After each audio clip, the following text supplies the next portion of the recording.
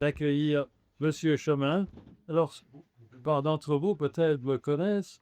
Nous, on le connaît depuis un certain temps, d'autant qu'il est déjà venu il y a 4 ans. Mais en 4 ans, il s'en passe des choses nouvelles. Et donc, on espère qu'il va nous présenter ces choses nouvelles, mais ce qui est beau chez lui, c'est qu'il est capable de les intégrer dans une vision. Vincent, Monsieur Chemin, non Dans un chemin, sur un chemin d'ailleurs. mais c'est un amoureux de la Maurienne.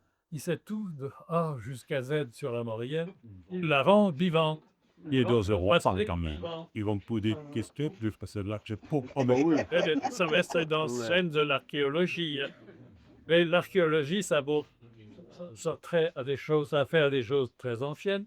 Mais c'est pas pour autant que ce n'est pas vivant et qu'on ne doit pas le considérer comme quelque chose d'actuel et qui nous concerne. Et M. Chemin est l'idéal pour parler de ça, vu qu'il a de la passion.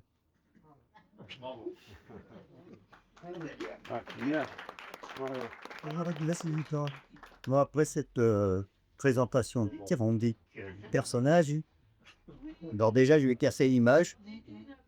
On va attendre que les derniers rangs. Ah bah tiens, ma copine arrive. Allez, je vais. On le dit, là. Ouais. Peut-être que je peux vous poser une question avant. Au lieu de dire que de nos jours, on parle souvent de l'archéologie de spectacle, c'est l'archéologie de recherche. Alors, c'est l'archéologie préventive. C'est-à-dire, chaque fois qu'il y a des travaux, des grands travaux, et des petits travaux d'ailleurs, et dans certaines zones, je vous expliquerai après peut-être comment, il doit y avoir des diagnostics archéologiques. Un diagnostic archéologique, ça consiste avec une pelle mécanique, contrairement à l'image qu'on se fait des archéologues avec un pinceau et une petite cuillère, c'est des pelles mécaniques de 20 tonnes, ils se rendent tonnes avec un godet de 2 mètres ou 3 mètres. Et on fait des tranchées sur à peu près 7 à 10% de la surface qui va être détruite. Donc ça se passe surtout sur les autoroutes, sur les TGV, parce que il y a du fric pour payer le couille, parce que c'est le destructeur qui paye. Le diagnostic est à la charge de l'État. Alors j'explique parce qu'il y a des gens qui payent des fois une taxe, qui s'appelle la redevance archéologique, c'est plus exact, sur un permis de construire, sur n'importe quel permis de construire, vous payez une redevance archéologique. Cette redevance archéologique, c'est pas parce qu'on va faire des fouilles chez vous, c'est pour payer les diagnostics qui sont à la charge de l'État. Voilà, si vous construisez un truc à côté, on vous prend le 100 balles, 300 balles, je sais pas combien ça coûte, et ça va servir, par exemple, si la commune a un projet de déviation, à faire des diagnostics sur cette déviation sans que ça lui coûte de l'argent. C'est après les résultats du diagnostic. Le diagnostic, c'est fait pour savoir s'il y a un site, s'il y a une occupation, savoir combien il y a d'occupation, savoir son époque, ici sa profondeur, son étendue. Et en fonction de ça, le ministère de la Culture, par l'intermédiaire du service régional d'archéologie, décide si on fait une fouille ou pas. Il y a des fois, ils décident de ne pas faire fouille parce que c'est une villa romaine dans un coin où il y en a déjà 5000 connus. C'est pas obligatoire de faire une petite. Par exemple, le dernier grand chantier que j'ai fait, c'était l'autoroute A19 entre Orléans et Sens. Sur 100 km, en sondant que 7% de la surface, on a trouvé 100 sites archéologiques de toute époque. Et le préfet a autorisé la fouille que de 25 sites. Ça veut dire qu'il y a 75 sites qui sont sous le béton, et peut-être encore des centaines qui n'ont pas été vus au diagnostic. Voilà, alors je ne sais plus où j'en fais, là c'est bon. Le problème de l'archéologie, c'est qu'il y a une archéologie programmée de scientifiques et une archéologie préventive. Et moi, quand j'appelle l'archéologie de sauvetage, c'est-à-dire que sans autorisation, ce qui m'a été reproché très souvent, comme il n'y avait pas de surveillance archéologique dans le coin, chaque fois que je voyais un trou, j'allais voir dedans, et si je trouvais des objets, je les récupérais, je faisais un plan, des photos, et je me faisais engueuler parce que ça s'appelle du pillage archéologique. Ça s'appelle, pour la direction des antiquités, normalement, si je vois une pelle mécanique en train de casser une tombe ou autre chose, il faut que je leur téléphone, encore maintenant avec Internet, ça va plus vite. Il faut que je leur demande de m'envoyer un formulaire d'autorisation que je dois remplir, leur renvoyer, et puis j'attends ta réponse pour pouvoir sauver. Entre-temps, la route... Oui, mais j'ai... Alors, c'est spécial ce service parce qu'un jour, on a répondu à Christian ici présent. Maintenant, en fond couvert, c'est par un crowback. Alors, qu'est-ce que vous voulez faire dans ces cas-là si vous demandez l'autorisation de fouiller? Le problème principal qu'il y a avec la Maurienne, ça va être long mon intervention, parce que je n'ai pas commencé le diaporama. Le problème principal qu'il y avait avec la Maurienne, c'est qu'on avait à dépendre d'une région administrative, Auvergne-Rhône-Alpes. Et dans cette Auvergne-Rhône-Alpes, il y a des ingénieurs, on appelle ça des ingénieurs, qui s'occupent d'un département chacun. Et nous, on a tiré le gros lot, ça fait 2 générations. Premier, c'était un gars qui s'appelait Alain Canal, que j'avais connu en 68, quand j'ai fait mon stage d'autorisation de poulie. Lui, il était complètement... il ne s'intéressait pas à la Maurienne. Il y avait une maîtresse en Tarentaise, donc il y avait des fouilles en Tarentaise ou des jeunes en Maurienne. Mais il était gentil. Et la seconde, tu marques pas ça, hier. La seconde, elle n'aimait pas travailler, donc chaque fois qu'il se détruisait quelque chose, je l'appelais, je lui disais, il casse ça. Ah, j'ai raté le truc, j'étais malade, ou alors moi, remplaçante, était malade. Donc pendant pratiquement 40 ans, on n'a pas eu de gens sérieux qui se sont occupés de notre région. Ah, c'était un trientré. Il y a des chaises par là.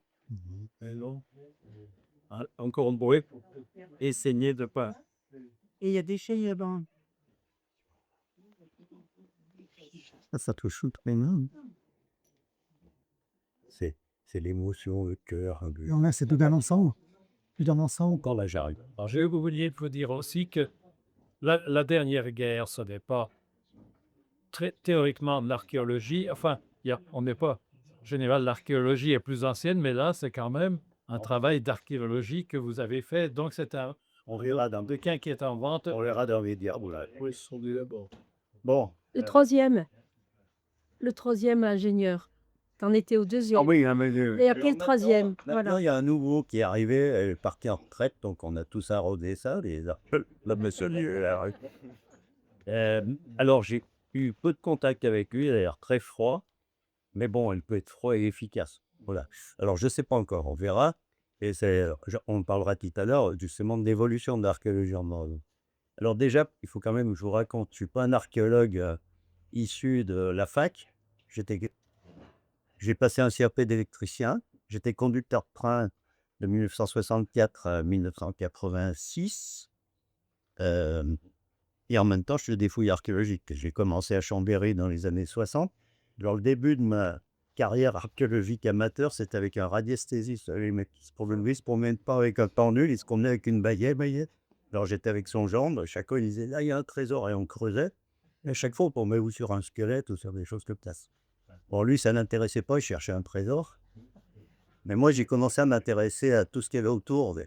Donc, la coterie, des machins comme ça. Et là, j'ai eu la chance de connaître un Savoyard qui est noir, du colonel Baradès, qui était un colonel d'aviation qui avait été rapatrié donc, dans son pays d'origine, la Savoie, et qui était un pionnier de la photographie aérienne. Vous savez, ces techniques qui consistent à survoler un site et à voir comment se passaient les techniques anciennes. Lui, il avait découvert ça en 14, pendant la guerre 14, donc c'est quoi aujourd'hui. Et lui, il m'a fait faire un stage d'archéologie à Saint-Romain-en-Galles, donc en 68. C'était mon premier voyage de noces en même temps. Après, j'en oublie pas. Manito, j'ai une chaise de Bolson. Oui, nous passer, messieurs. Non, mais il peut faire le petit. Pas devant moi, je t'engueulerai fort. Bon, après, donc j'ai fouillé, je suis arrivé, j'ai fouillé à Chambéry, la Villa romaine d'Armin, je ne sais pas si vous connaissez, le château de Saint-Hyacinthe, Cognin, la Villa romaine de Cognin. Et après, je suis arrivé en Maurienne en 70. J'ai été nommé conducteur, élève conducteur à Saint-Jean-de-Maurienne en 70. Et là, j'ai commencé, il y avait le père Prieur, que j'ai bien connu, parce qu'il travaillait au musée dans les années 60, à Chambéry. Donc, lui m'a tout de suite orienté sur les endroits à aller voir en Haute-Maurienne. Et vous verrez un des premiers trucs que j'ai trouvé. Et en 86, j'en avais marre de conduire les trains, de croiser des gens, de travailler la nuit, c'est-à-dire à 40 ans. Donc, j'ai fait un départ volontaire du chemin de fer. On m'a donné une prime pour partir, conserver mon droit à la retraite et la retraite proportionnelle à 50 ans. C'était pas beau. Donc, j'ai téléphoné en Provence Et j'ai demandé au service régional de l'archéologie de là-bas s'il y avait des bougeurs. Ils m'ont dit, ouais, des gars comme ça nous intéresse. Alors maintenant, je peux vous dire que ça pourrait plus se faire. Parce qu'avec les diplômes que j'avais, je pourrais même pas être terrassier en archéo. Plus En bas. Et non, ils arrivent pas, Léa. Oh, c'est compote. Ah, ils ont offert du tars. Quand des chaises, il va derrière. Nous, ils vont prendre des chaises derrière. C'est dur. Mais ils se mettront là-devant. C'est les murs. Il y a des places. Les Albiens sont toujours remarqués. Bon, la dernière fois que je t'ai dit, t'es ça. On soir. Tout ça tombe. Merci, il y avait un peu de monde aussi. Je sais pas, mon vaisseau, je vois. Il y a des gens qui savent se faire remarquer, hein, n'est-ce pas? Il n'y a pas un temps bisou avec les... Il y a des gens qui savent se faire remarquer. C'est bien. Celui-là, c'est... Qui sont ne jette pas pour les langues de rétendu. Montre c'est que le trio honneur.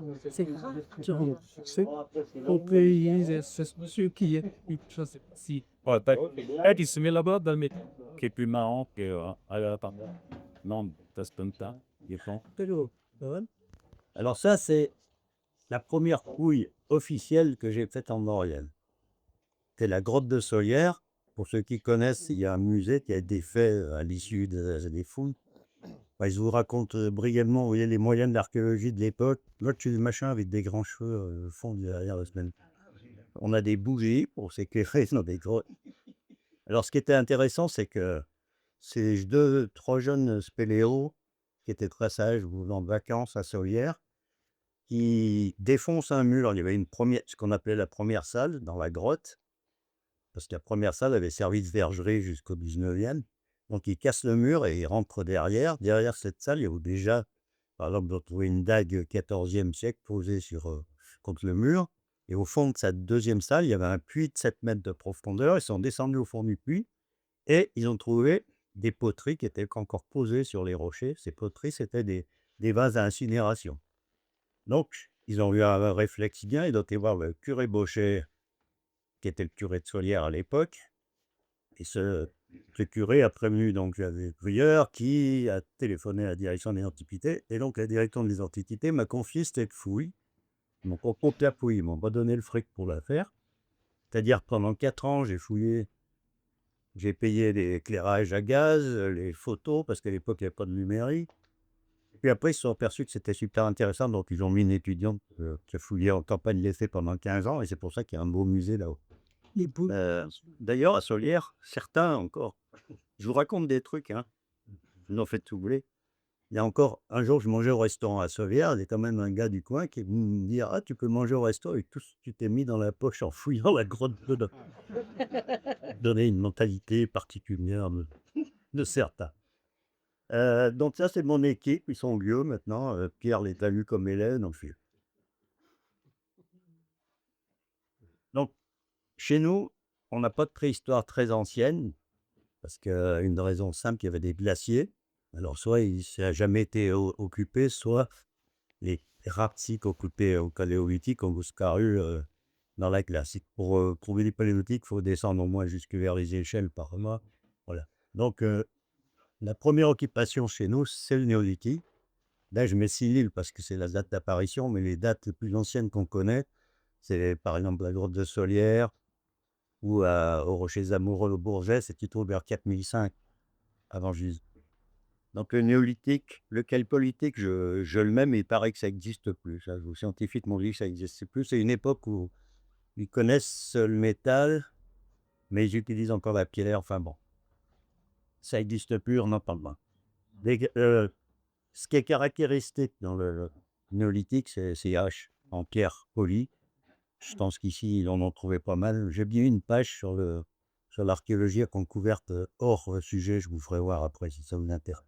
Donc, c'est des pierres qui proviennent souvent du Piémont, du Mont Viso ou du four supérieur de l'Arc. Parce que, par exemple, à Bessan, il y a des carrières de serpentine. C'est de la serpentine ou des roches à quilles. Le silex, alors le silex est utilisé aussi au Néolithique. Alors lui, c'est plus compliqué parce qu'on n'en trouve pas En Maurienne, on en trouve vraiment exceptionnellement. Il y en a, paraît-il, un gîte en dessous de Montandré.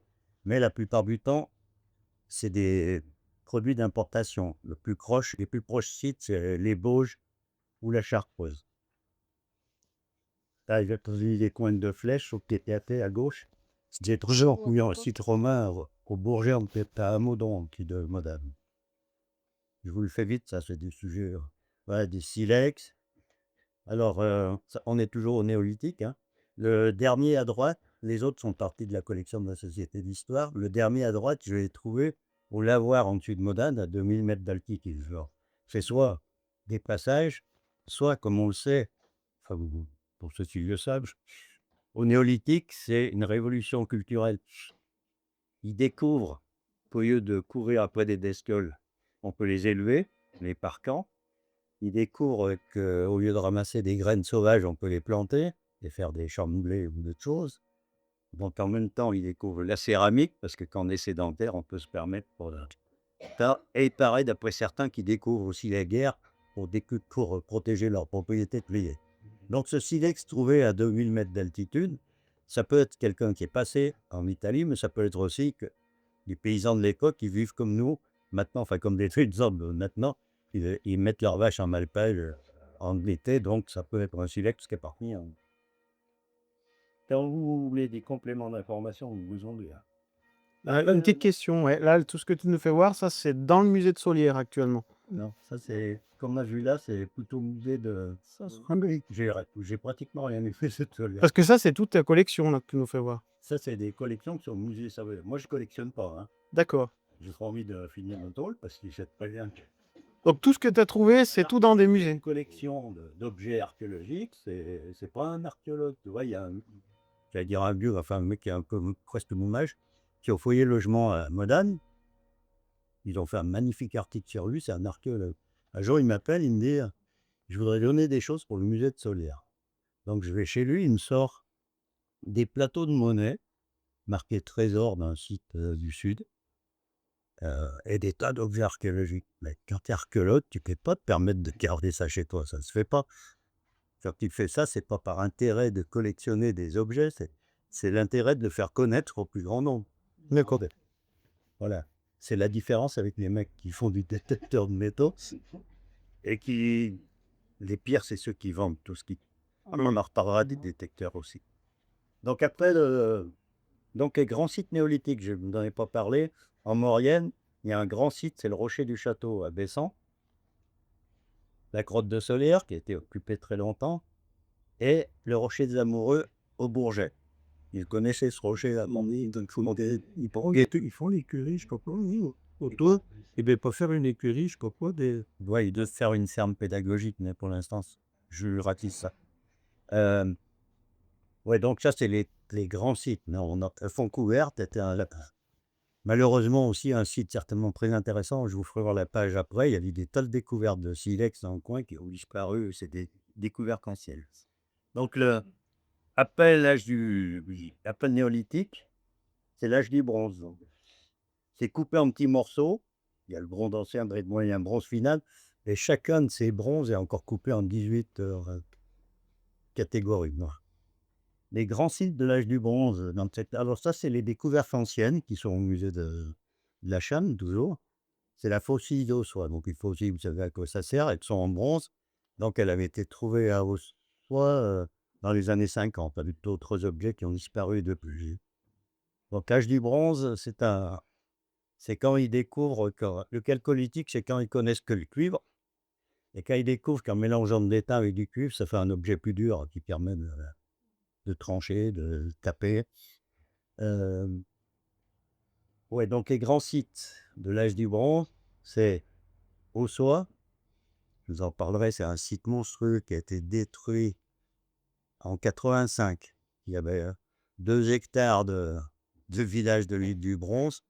J'ai appelé 18 fois la direction, ils ne sont jamais même monté. Donc j'ai sauvé un matériel énorme. Des lignées de tessons de poterie.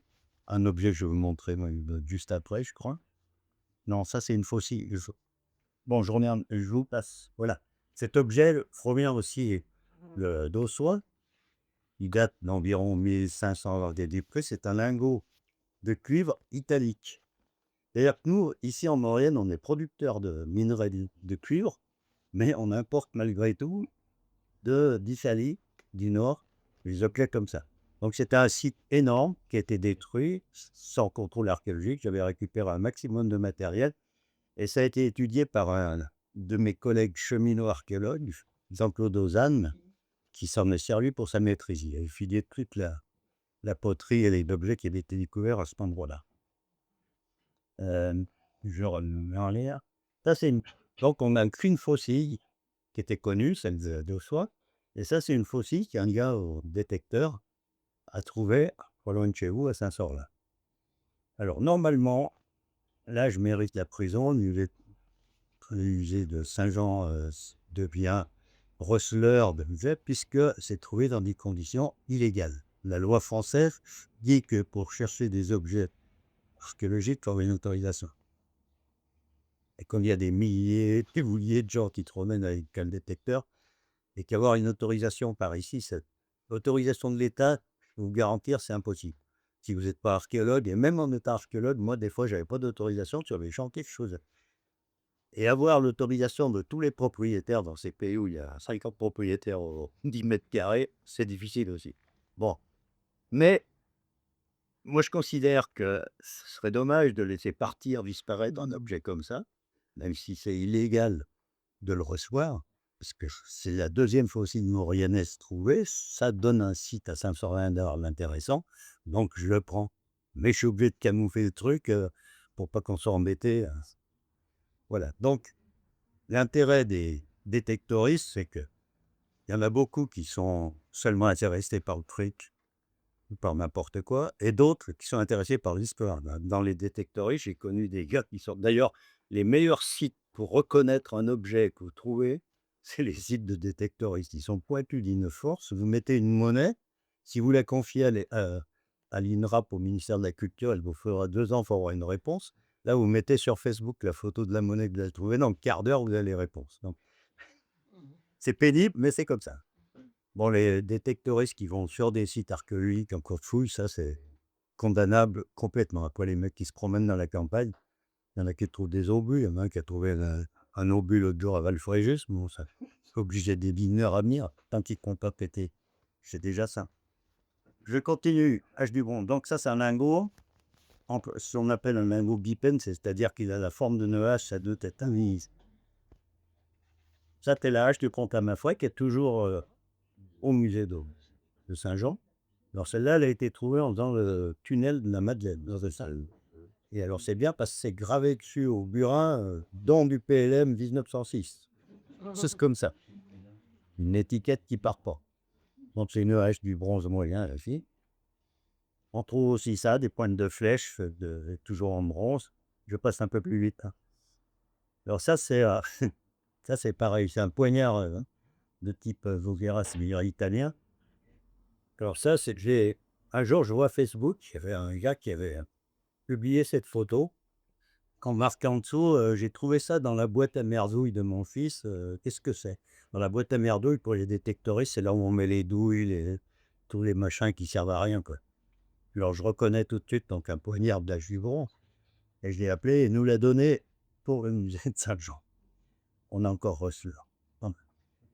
Ça, c'est un autre poignard. Alors, celui-là est trouvé aussi par hasard, mais dans des circonstances plutôt marrantes. C'était une monitrice de colonie de vacances qui est brahman et qui promène des gosses au bord du lac du Mont-Snier. Puis, elle en voit un qui court après un autre avec un machin vert à la main. Et c'était le poignard de l'âge du bronze qui sortait des restes vivants. Donc. Alors, pour vous montrer ce que je fais pour trouver des sites archéologiques. Là, par exemple, à Lens-le-Villard, ils font un lotissement. Donc, ils creusent. Et moi, je classe et je vois cette couche noire que vous voyez à droite. Là. Non, et puis la couche du caillou en bas. Et pour un archéologue, ça représente une occupation. Oh bon, je m'en rallume. Super. Lorsqu'il voyait, on la voit bien, c'est un foyer. C'est un foyer. Et je vous montre à quoi ça ressemble en réalité. Là, j'ai faussé l'affaire. Hein. C'est un foyer qui n'est pas le même. C'est le type de foyer qu'on trouve. C'est ce qu'on appelle un four polynésien. À cette époque-là, au néolithique, au bronze, ils font une fosse, ils font un grand feu dedans, ils mettent des galets. Quand les galets sont bien chauds, que le feu est éteint, ils mettent leur viande dessus, ils recouvrent de feuilles. On appelle ça polynésien parce que c'est des techniques qui sont encore utilisées dans ces pays. Et ça bicane la viande. Voilà. Donc, à Lancevillers, il y avait un gars qui bicanait sa biloche. L'âge du fer. Ah ouais, ils ont découvert le fer et ils ont surtout découvert qu'en tapant dessous sur une enclume et en le forgeant, on pouvait le rendre dur parce qu'avant, c'était du fer doux, c'est-à-dire qui plie, qui facile. Donc, c'est coupé en 2 périodes.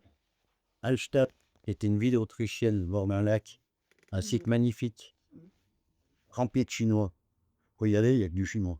Ils ont reconstitué d'ailleurs la ville d'Hallstatt en Chine. C'est fabuleux aussi, machin. Donc, on appelle cette période Hallstatt, qui nous dit 700 à 450, parce que dans cette ville, il y avait des mines de sel et ils ont découvert un maximum de ces pictures de cette époque-là. Donc, ça caractérise une civilisation. La Plaine, c'est une ville suisse, c'est sur le lac de Neuchâtel, où on a retrouvé donc un maximum d'objets qui caractérisent la deuxième époque. Je continue. Comme vous êtes embêté, vous me dites. Hein, là, ils ont montré un truc pénible dans ce pays, au 19e siècle et jusque dans les années 50. Toute cette vallée des arbres, là, Alpier, Saint-Sorlin, Saint-Jean-d'Arc, ici aussi, on trouvait des tas d'objets archéologiques. Ils trouvaient tellement de bracelets. Vous voyez, à droite, là-haut, c'est les bracelets.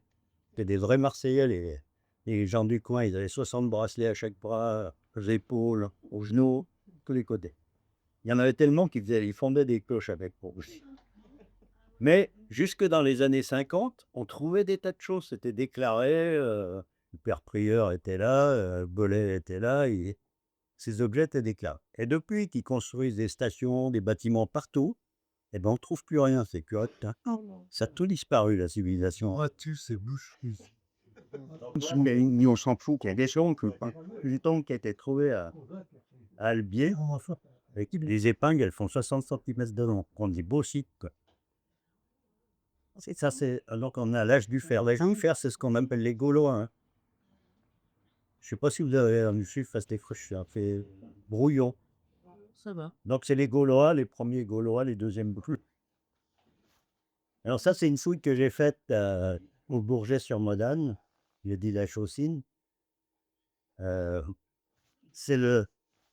avait fait une canalisation d'eau et il y avait, à cet endroit-là, il y avait un tumulus. Un tumulus, c'est une tombe sur un cuchon de pierre. J'utilise le terme cuchon, ça va? Et c'était une technique d'ensevelissement gauloise, mais qui est tellement peu répandue ici que je crois que c'est le seul tumulus de Maurienne. En Savoie, il doit y en avoir 2. Alors, ça, c'était intéressant parce que, vous voyez, la fibule. Alors, une fibule, c'est l'ancêtre de l'épingle de sûreté. Et c'est ce qu'on appelle un fossile directeur parce qu'avec une fibule, vous pouvez dater avec précision le gars qui la porte. Celle-ci se forme, ce qu'on appelle une forme en navicelle, en forme de bateau. C'est de la civilisation Gauloateca. Et on sait avec précision qu'elle est datée environ 750 avant Jésus-Christ. Donc, dans cette tombe, il y avait sous ce tas de pierre, il y avait un gars qui avait été à moitié incinéré, il n'avait pas brûlé complètement, je ne sais pas, il avait peut-être plus de bois ou un truc. Et il est enterré avec ses bracelets, cette fibule, et aussi des morceaux de plomb argentifère et une règle en cuivre. Alors, un des spécialistes, Bocquet, à l'époque, avait dit que c'était probablement la tombe d'un des exploitants de la mine de cuivre qui était à Meudon, au sud. Il y a l'image. Ça, c'est pareil, c'est tout. Bon, c'est une de mes fouilles. Les objets sont au musée savoyien. Si vous visitez le musée savoyien, ils sont exposés dans la première. Ça, c'est la première découverte que j'ai faite grâce au père prieur. Peter Phelan m'avait dit qu'il faut monter à Lancevillers, voir l'abbé Salier, parce qu'il connaît un endroit, une carrière de sable où il y a eu des tombes trouvées. Donc, je vais voir le père Salier, on monte là au-dessus, et c'était donc une cuvette vidée. Et là, en bas du talus, je commence à trouver un rivet, et tel le petit pousset, je monte, et au sommet, il y avait la magnifique fibule et la plaque de ceinture. Donc, les rivets, c'est un ornement de ceinture, dont on parlera peut-être tout à l'heure. Et La fibule, alors elle est datée plutôt de vers 450 avant Jésus-Christ. Elle a beaucoup d'étain, c'est pour ça qu'elle a un peu cette teinte argentée. C'est fabriqué où, ça? C'est d'Italie du Nord, ça, c'est ce qu'on appelle kit Gola Seca, c'est d'Italie du Nord. Après, fabriqué, on verra, par exemple, sur le Bourget, quand je vous montrerai l'image du Bourget, il y a quand même les mêmes fibules, donc il y a peut-être un artisanat local aussi. Ben. Ça, c'était la première fois qu'on trouvait une tombe avec des rivets, et depuis, on a trouvé. Je continue. Bon, ça, c'est pour vous montrer ce qu'on trouve par ici. Quand c'est une tombe, on trouve des bracelets. Ce que je vous disais, il y avait des tonnes de bracelets à chaque bras. Et puis aussi, ça, c'est une des dernières tombes qui a été fouillée, trouvée par, je crois que c'est à l'entrée de Saint-Sorlin. Je ne sais plus le nom, Vélo, à côté de la chapelle. Voilà. La première chapelle, à côté de l'église de Saint-Sorlin. Mais ça, c'était une photo du père prieur. Et ça, c'était la dernière découverte connue de Saint-Sorlin. Donc, vous voyez des bracelets, vous voyez au premier plan des perles d'ambre, des portillons, et il y a un os, et puis des crotales. Les crotales, c'est ces candoncites en forme de tête de serpent. Voilà des perles d'ambre. Et des fibules d'un type différent. Ce que je vous disais, ça évolue à chaque période. Donc ça, c'est Ça ressemble bien pour les spécialistes. Fibules. Non, maintenant, quoi. on On le dit, on s'en fait trop mal. Voilà. Alors, dans ce village, il faut que j'en parle quand même rapidement, c'est un site où chaque fois qu'ils ont fait un trou, depuis la fin de la guerre, il est sorti des centaines de fibules. Il y en a tellement que je ne pense pas que ce soit une légende, mais le père d'un de mes copains là-haut, quand ils étaient gamins, ils remplissaient des seaux, ils jouaient avec. Ils ont trouvé des dizaines de tombes remplies de ces fibules. Ces fibules, on en trouve donc à Cham, au musée de la Cham, mais on en trouve à Saint-Germain-en-Laye, à Annecy, à Chambéry. Il y en a dans tous les musées de France. Alors, cette curieuse village, si on peut dire, il y a des tombes partout. Et la seule fois que j'ai vu une trace d'habitat, c'était sous le presbytère, dans le cimetière. Ils avaient fait un pont. Et j'ai vu un caniveau en mortier de Pulot, donc un mortier étanche que les Romains utilisaient, avec une poterie romaine à l'intérieur. C'est le seul endroit où j'ai vu un vestige archéologique romain. On n'a aucune trace d'habitat, on n'a que des tombes. C'est un cimetière. Alors l'avantage des gens au détecteur de métaux, c'est que avant que les détecteurs de métaux existent, on ne connaissait pas du tout les monnaies que pouvaient utiliser les Gaulois dans notre région. Les gens pensent que c'est des allobroges, des monnaies allobroges. Eh bien non, le maximum de monnaies gauloises qui ont été trouvées, c'est des monnaies de Marseille, donc c'est monnaies en argent, qui commencent vers le 6e siècle et qui terminent vers 50 avant Jésus-Christ. Bon, les spécialistes vous diront exactement quel type c'est. C'est tout petit, hein, ça fait la taille d'un quart d'ongle. C'est un des avantages de la détection de métaux, c'est que ça a permis de faire avancer la numismatique régionale. Après, on passe aux Romains. Les Romains, vous connaissez. Ça, c'est des bases. Ça va, on est dans les temps. Ouais. Ça, je les ai découverts. Enfin, c'est un gars qui avait fait sa maison à Vauchois, vers la fin des fêtes. Et entre Noël et le jour de l'an, il y a le talus derrière sa maison, on avait poulets. Et il y avait des morceaux de côte. Donc, on est monté tamiser la terre en plein hiver, à l'eau froide. Et on a trouvé 4 ou 5 vases qui sont d'ailleurs toujours à la Cham. Et c'était, entre autres, c'était une incinération gallo-romaine. Depuis, le mec, quand il est décédé, le gros mec, après, il a reconstruit un garage, une maison. Il m'a pas appelé pour voir. Je vous parlais des fibules de Lance de Villars. Vous voyez, ça, c'est les différents types de fibules qui existaient dans ce coin. Voilà, ça fait partie de certaines sont au musée du Saint-Jean, d'autres on peut trouver par des détectoristes. Ça, c'est ramassé au sommet du rocher à descendre, donc c'est Mercure. Un jour, j'étais monté là-haut parce que il tire feu d'artifice depuis le sommet du rocher. D'ailleurs, ça a été fait il n'y a pas longtemps, le jour des gens. Ouais. Et le Zopo, le super diable, elle me dit « Oh, t'en fais des trous là-haut, il y a de la poterie qui sort. » Donc, je suis monté voir. Et j'ai effectivement, c'était d'ailleurs pas de la poterie, c'est de la pierre olaire. Tu sais, c'est des vases qui sont dans une pierre du point, là, qui se taille bien quand elle se tourne. Ça apparaît le tournage de ces pierres-là, ça apparaît à l'époque romaine. Donc, effectivement, au sommet du rocher, j'ai trouvé des fragments de vase, et puis il y avait un machin vert qui dépassait, c'était une statue de Mercure. Alors, Mercure, c'est le dieu des voleurs, des voyageurs, des commerçants. Et c'est certainement une offrande d'un voyageur qui a posé là au sommet de ce rocher pour se protéger de je sais pas quoi. Elle est exposée au musée de Saint-Jean-de-Brél. Elle n'est pas grande, hein, on dirait que c'est grand comme ça, mais ça fait 7 cm. Ça, c'est juste pour montrer le type de monnaie romaine qui sont sortis des pays d'Arneto. Ça, c'est un truc, si casser un 7 caissé, ça m'arrange. C'est des copains au détecteur qui ont fait un champ à Solière. Et parmi tous les objets trouvés, il y avait énormément d'objets romains. Et il y a ces 2 statuettes en tôle. Ils en ont donné une pour le musée de Saint-Jean, d'ailleurs. Alors, bon, j'ai dit Oran, mais il paraît que c'est pas Oran, parce que Oran, ils ont les mains comme ça, alors que ça ressemble à des trucs chrétiens.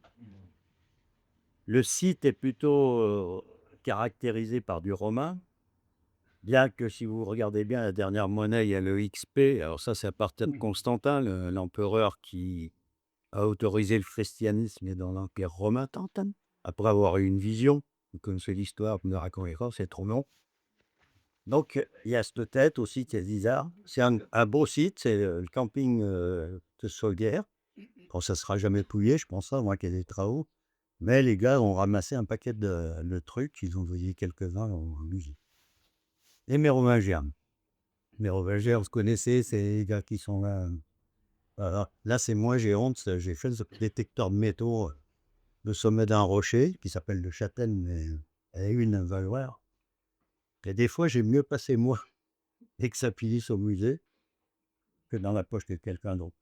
Donc, c'est des monnaies en or qui sont au sommet d'un rocher, je ne sais pas si vous voyez, entre Bramant et Solière.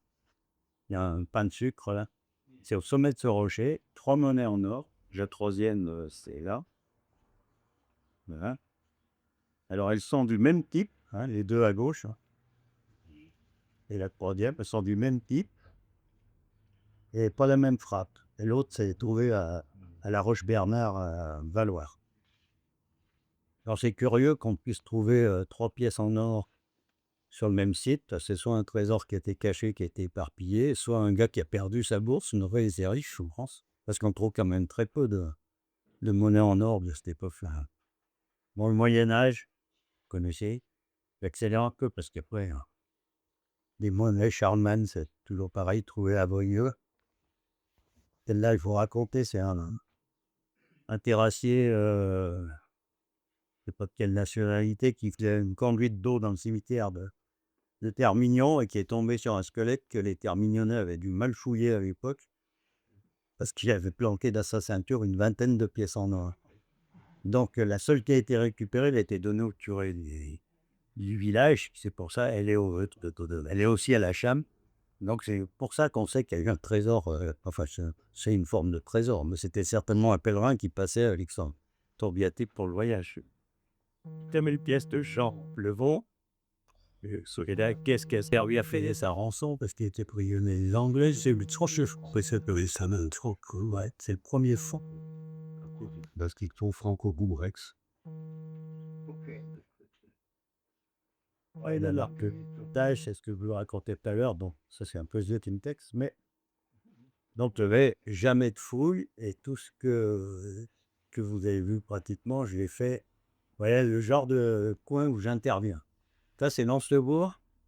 Un jour, je passe, je vois une pelle mécanique en haut. Je devais aller faire un marché au plus, et puis c'était trop tôt, je vois une pelle mécanique, donc je monte. Ils avaient fait le chemin d'accès.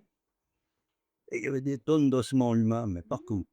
Et puis à un endroit, un gros tas de pierres. Je pensais aussi à un petit milieu. Bon, je préviens la direction, mes antiquités, qui me dit « Oh non, j'ai trop tard, on ne peut pas t'applaudir. » Donc, je fais comme d'habitude. Je demande à la commune de me prêter un engin de creuser. Je dégage 4 mètres carrés juste pour essayer de comprendre ce que c'était cette zone.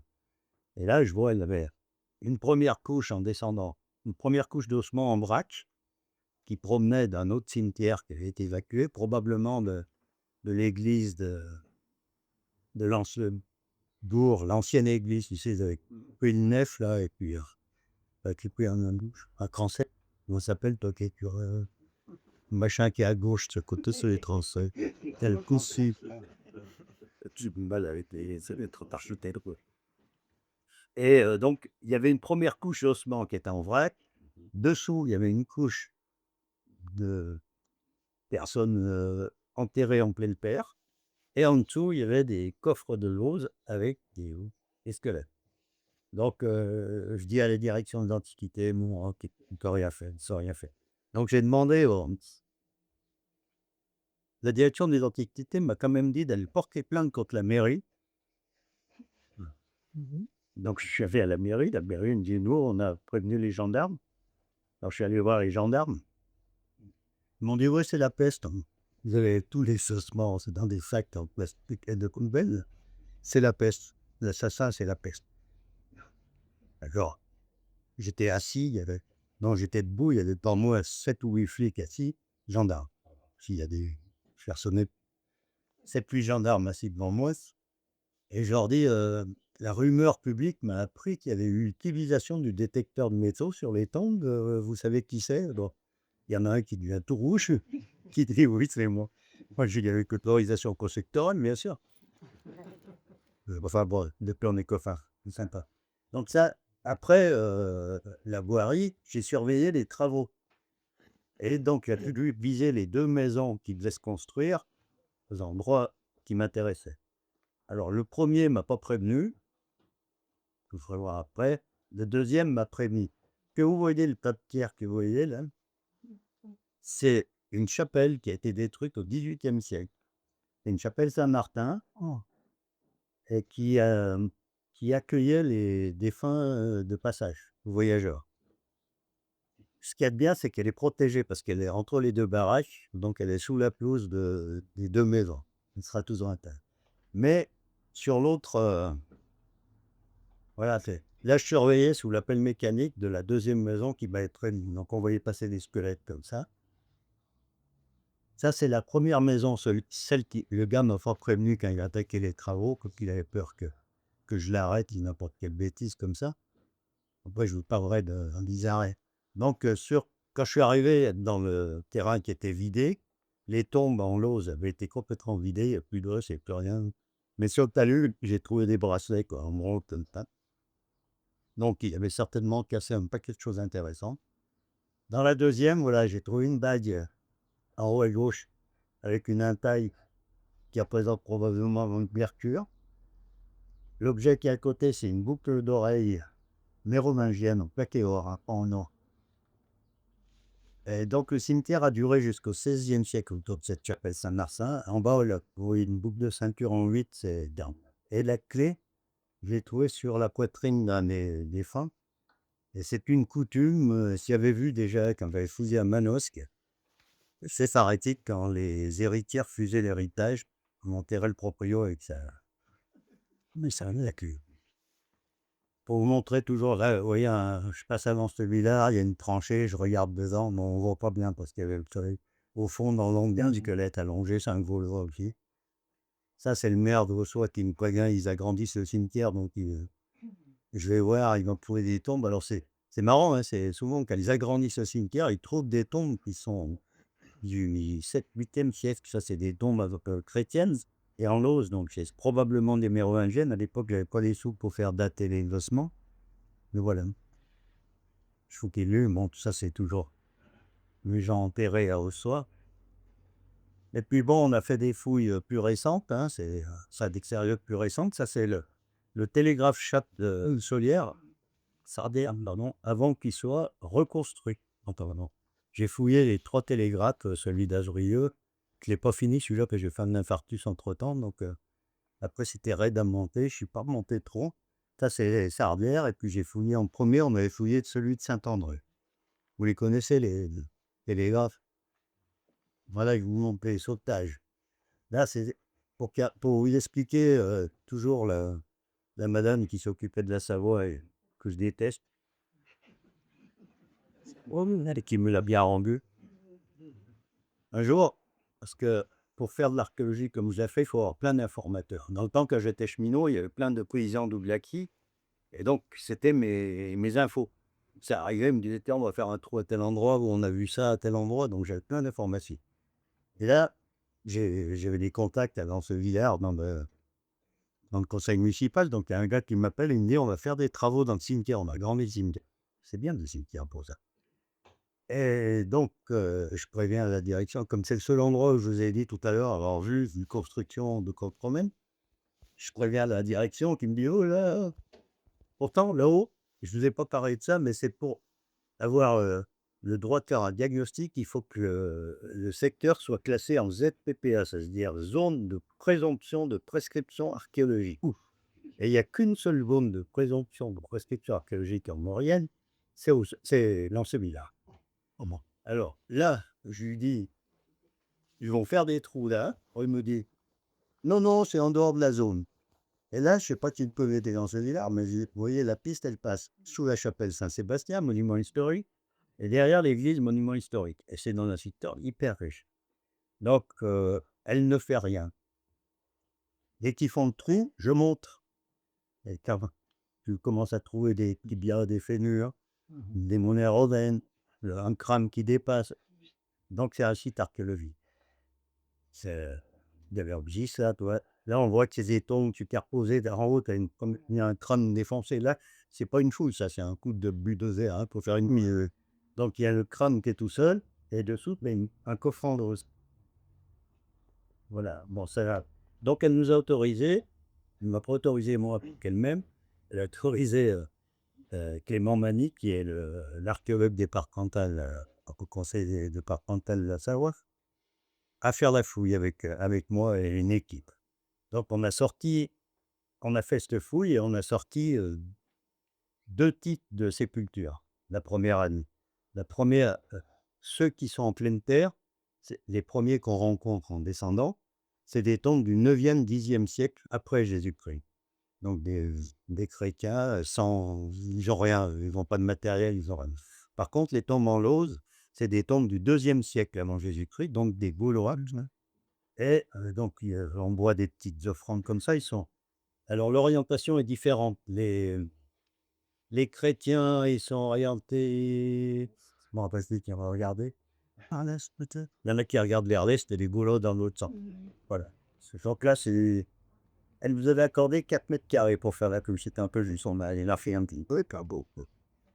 Voilà. Donc, lui, il regarde vers l'est. C'est un chrétien. C'est Marcel Faure, mon copain qui fouille avec moi. Il l'a bien fouillé, vous avez vu, c'est propre. Voilà, encore des tombes. Alors, il y en a un que je l'appelle le riche parce qu'il a 3 fibules à lui tout seul, dans la même tombe. Vous voyez ça, c'est des fibules pareilles. Donc, la forme a évolué. Et là, on sait qu'on est vers le 2e siècle avant du Négrage. Et curieusement, il y a 2200 ans, eh bien, le bois du cercueil, il y a un cercueil en bois à l'intérieur du cercueil en pierre. Et le bois est en bois conservé. Vous voyez la trace rouge là. Pas être conservé, on pourrait en faire un meuble, mais il existe encore. Alors là, c'est un Gaulois qui a été coupé en 2. Il reste les jambes, un bras, et heureusement, sur le bras, il restait un bracelet.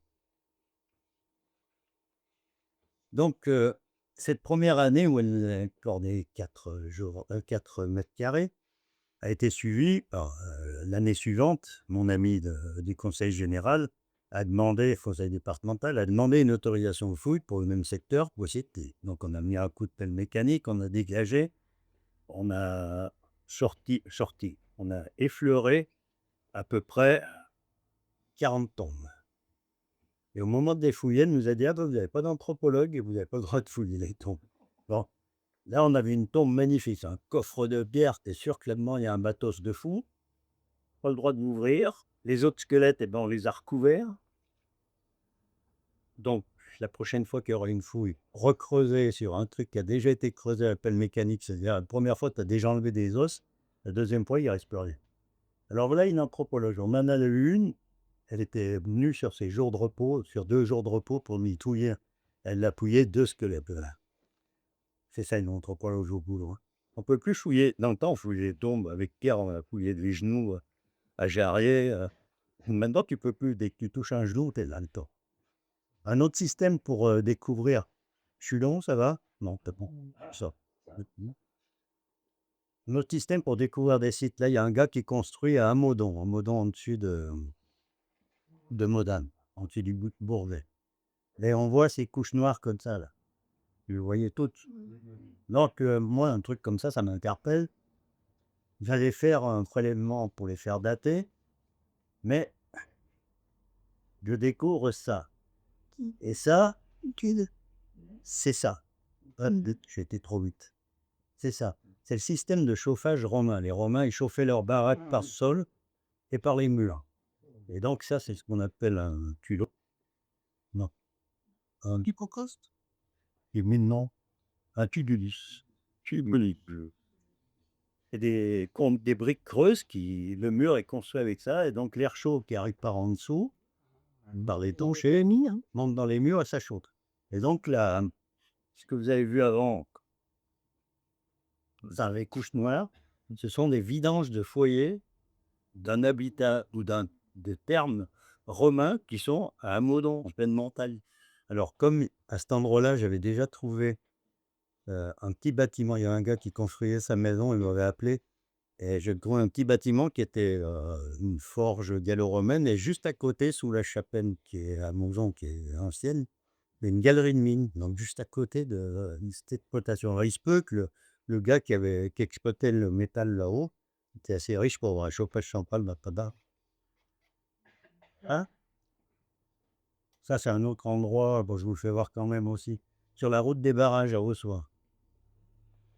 Un jour, je passe, il y avait le gars des ponts et chaussées qui était en train d'engueuler le travailleur parce qu'ils avaient fait couper la route d'une tranchée, là. Ils avaient juste mis un tas de terre bande, ça n'avait rien demandé d'autorisation. Et moi, pendant qu'ils engueulaient, je vois cette belle couche noire, vous voyez, là où ça met des manches d'azibibel. Et cette couche noire, elle était remplie de scories de fonderie, d'outils en fer, de morceaux de fer. Et j'avais prévenu aussi la direction, mais on n'a pas été prévenu à temps quand ils ont coupé la butte qui était juste en dessus de ce machin. Et quand ils ont coupé la butte, ils ont coupé un atelier gallo-romain de fer. Vous voyez là au-dessus, je vais vous montrer différemment. Là, c'est pour vous montrer ce que je fais. Là, c'est pareil. J'ai emprunté à Manitou à la commune et je suis allé faire le relevé de la coupe de métal et des écoutes à 6 mètres de haut. Hein. Voilà, ça c'est l'atelier. Donc il y a 2 murs, hein. C'est nu et à ces couches noires avec des objets en train d'être manufacturés. Là aussi, je me suis fait engueuler parce que j'ai fait une photo, j'ai fait un plan, j'ai envoyé le rapport à la direction de l'Antiquité, j'étais un clandestin. Ça, c'est un exemple de maire très sympathique. En principe, là, c'est numéro 2. Il y a l'employé communal et le mur. L'employé communal, il fait un trou pour mettre un banc à la chapelle de Montombé. Et il voit une pierre bizarre, qu'il a percée d'ailleurs avec de la dent. Et au lieu de faire comme n'importe qui, mettre un grand coup de dent, il descend, il regarde, il dit c'est bizarre, il tombe. Et il prévient le maire. Et le maire, contrairement à 90% des maires, ne dit pas fous ça en l'air, qu'on n'en parle plus, on va s'emmerder. Non, il dit on prévient la Société d'histoire et d'archéologie. La Société d'histoire et d'archéologie me prévient et je monte nettoyer ces trucs-là.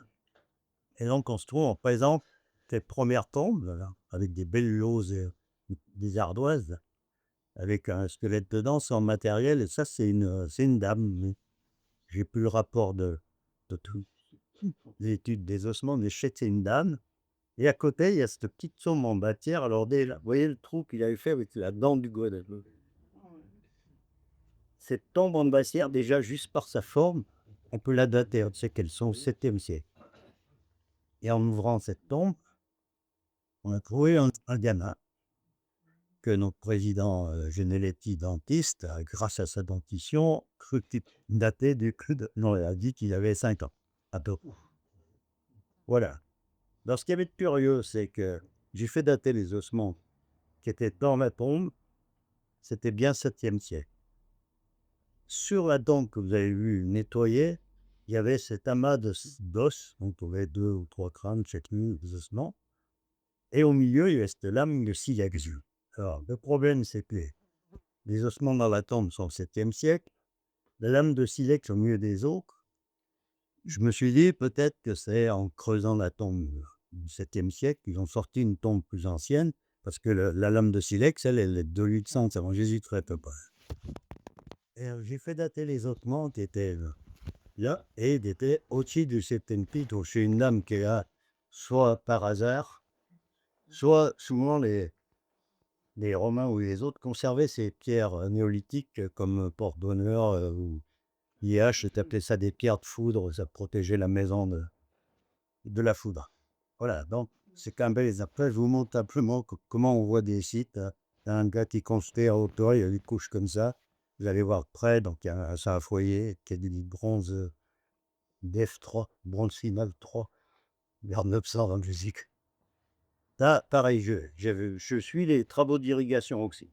Même sur des travaux en tranchée, ils ne donnent jamais d'autorisation de fouille parce que c'est long et puis c'est pas large, quoi. Mais en suivant les tranchées d'irrigation, on a des informations sur ce qu'il y a dans le sol. Là, on voit ces lauses, elles sont pas, elles sont exogènes, c'est pas normal qu'elles soient là. Puis sur le talus à côté, vous voyez des morceaux d'os humains. Et dans le talus, dans la tranchée, vous voyez le crâne. Donc ça, c'est... pardon, je reviens en arrière. Donc ça, j'ai fait dater les ossements. C'est des mérovingiens aussi du 7e siècle. C'est en dessus de l'ancienne église de Solières qui est emportée par une avalanche en 1824. Je ne sais pas si vous connaissez Solières. Là, ils ont fait... Enfin, c'est pareil, un massacre. Il y a une église emportée en 1824 par une avalanche. Donc elle a été déplacée à l'emplacement actuel. Il y a quelques années, le maire prévoit un projet de ZAC de 7 hectares. Vous comprenez la zone industrielle et divers lotissés. Donc, à partir de 38 mètres carrés, le diagnostic est obligatoire. Quand il voit qu'il y a ça, il coupe ça machin en 3 morceaux, comme ça il passe en dessous. Du coup, il massacre tout le secteur autour de l'ancienne église. Il y avait des habitats gaulois, des habitats de haut Moyen-Âge, enfin il y a plein de choses qui sont parties à des chars. Et ça, c'est juste en dessus de cette église, c'est pas autour de l'église ancienne, c'est 20 mètres en dessus. Donc ça veut dire qu'il y a une occupation vachement ancienne dans ce coin-là. Et là, dernière petite, le maire, il veut faire un terrain de jeu d'enfants sur l'ancienne église et le cimetière. Là, il y avait quand même les os qui pendent du talus, mais ça permet les gosses, ils robent quoi, jouent. Ça, c'est pareil, toujours en surveillant. Je surveillais une tranchée d'irrigation et j'ai été informé un jour trop tard. Il y a un secteur qui m'intéressait vachement, c'était le lieu-dit Les Granges Longues dans ces villages qui remontent sur Bessan. Il y a une montée d'abord, là, puis il y a un plat, puis il y a un sommet. Et là, il y a un secteur hyper riche avec du gaulois, du romain, enfin tout ça. C'est d'ailleurs à cet endroit-là que la première fouille archéologique de Maurienne a été faite en 1800, je sais plus combien. Là. C'est le chanoine, je sais pas qui avait demandé à un abbé de fouiller. Et ils avaient fouillé des tombes du tour. Et ce secteur m'intéressait beaucoup parce que je savais que c'était riche. Manque de peau, un jour trop tard. Et le gars me dit, on a déposé toute la terre qui sortait de la franchée, un dépose-terre en dessous du village du collège de la Madeleine. Donc j'ai été passer le détecteur, j'ai trouvé 50 et quelques monnettes, cette qualité-là. Donc après le spécialiste qui les étudie, il me dit c'est des monnaie d'un trésor. C'est pas des monnaies de circulation. C'est pas tombé de la poche de des petites travées. Donc c'est des monnaies du 3e, 4e, un petit trésor. Des carrioles. Ça, j'étais à l'hosto avec la poitrine ouverte, casse-pontage. Le maire de l'Ossois, il m'appelle, il me dit on a grandi le cimetière, non, le parking de la station de ski. Alors il me dit, je sais que là-haut, tu as des trucs intéressants. Donc j'appelle toujours la direction des antiquités qui joue. Comme d'habitude, c'est marié de ma poutre. Et donc j'appelle mon copain Marcel Fabre. Et je lui dis, tu montes avec le détecteur et tu fais les déblèdes, à ce qui sortent quand ils agrandissent. Donc le soir, il m'envoie des photos de trucs comme ça. Tu vois, il y en avait une dizaine. Et il me dit, tu vas te foutre de moi, tu vas me dire que c'est des machins de la dernière guerre. Moi, quand je vois ça, je dis, ben non, c'est les restes d'une ceinture gauloise, donc pareil, de la fin du 2e siècle avant Jésus. Et avec la plaque, la brique en 8, là, et des fibules en fer. Donc là-haut, il y a eu un Gaulois qui était enterré, puis un beau Gaulois, bien riche. Il doit y avoir 90 petites attaches de Sainte-Lupe sur le tas. Donc le lendemain, quand j'ai reprévenu la direction, le lendemain, ils ont envoyé l'archéologue départemental, c'est comme ça qu'ils ont ramassé tout le reste. Mais c'était un site à fouiller, c'est pas un site à laisser partir, comme ça. Je continue. Ah bah voilà, on arrive finalement, c'est là que ceux qui ont des sous, 6 €, ils pourront m'acheter mon bouquin où je raconte l'histoire. Mais je vous la racontais tant mieux. Je le vis. Elle est Il y a quelques années, avec la compagnie du Vélo-Bar à Lausanne, on fait une exposition sur nous, frontaliers dans la guerre, dans la dernière guerre, encore un truc comme ça. Et il y a un monsieur d'un certain âge qui est décédé maintenant, qui vient nous voir et qui me dit en 44, j'ai vu les maquis, les FTP, fusiller 6 soldats mongols de l'armée allemande. Les Mongols, c'était les troupes des Kirghizes, je ne sais pas quoi, les machins, qui ont des yeux bridés, mais qui sont russes blancs, quoi. Et donc, il m'emmène, il m'explique à peu près où c'est. Il se trompe un peu de terrasse parce que en 80 ans, la végétation, là, l'autre jour, je suis passé, j'ai failli pas reconnaître. Ça pousse à une vitesse. Mais bon, on retrouve l'endroit exact. Je fais un petit gratouillis pour voir si c'était réel, si c'était un truc, une bêtise. Je regarde, je trouve un tibia, je dis OK, je referme et je demande l'autorisation. J'ai attendu 6 ans. Alors, elle avait fait un devis à 1 million d'euros, un truc comme ça, ma copine, là. Avec des études ADN, tout ça, quoi. En voyant que ça avançait pas, on est passé par une convention entre États qui dit que le corps des ennemis doit être rendu à leur patrie. Et on a pu faire la paix. Et ce qui est marrant, c'est que pendant je cherchais l'origine, tout ça, je pensais que tous les FTP de l'époque étaient morts. Et j'en retrouve un qui était vivant. C'était un monsieur Desmonas qui était maire de Randan, par la bas, Bonvillaret au Randan. Son fils ou petit-fils est maire de Bonvillaret. Mais c'est démonase. Ouais, Desmonas. Hmm. Et donc, Desmonas, je vais l'interviewer, on va enregistrer. Et il me raconte l'histoire. Et c'est là que je m'aperçois que le chef de la patrouille FTP et son frangin, c'était mon beau-père de mon premier mariage, Émile Cordel de Bonvillaret, et son frère, Élisée, qui, 2 jours ou 3 jours après avoir fusillé ces Allemands, a disparu en faisant une patrouille vers le Pelouse. Et sa mère l'a attendu jusqu'en 72 avant de savoir qu'il avait été fusillé. Elle a reçu ses affaires personnelles en 72 et elle a su qu'il avait été fusillé par les Allemands. Et les 2 autres, on a l'endroit à Turin, il y a une place, je ne sais plus comment il s'appelle, où il y a une plaque qui parle des autres, c'est Bouvier et je ne sais plus qui, c'est des gens d'Argentine. On sait qu'ils ont été fusillés à tel endroit, mais le Élisée Cordel, qui avait 18 ans, on ne sait absolument pas où il a été fusillé. Donc on a fait cette foule, alors vivante. Alors là, j'ai une équipe. Mon équipe, ce n'est que des détectoristes. Donc des gens qui sont très mal vus, mais c'est essayer de trouver 7 ou 8 étudiants qui peuvent venir fouiller gratuitement chez vous, se nourrir, se loger, parce que moi, j'ai pas de sous pour faire ça. Surveiller le site la nuit pour pas qu'il y ait d'autres pilleurs qui viennent piller ici. Bon, là, c'est des détectoristes qui sont montés du sud. J'aurais dit, le détecteur, vous le sortez quand je demande. Voilà.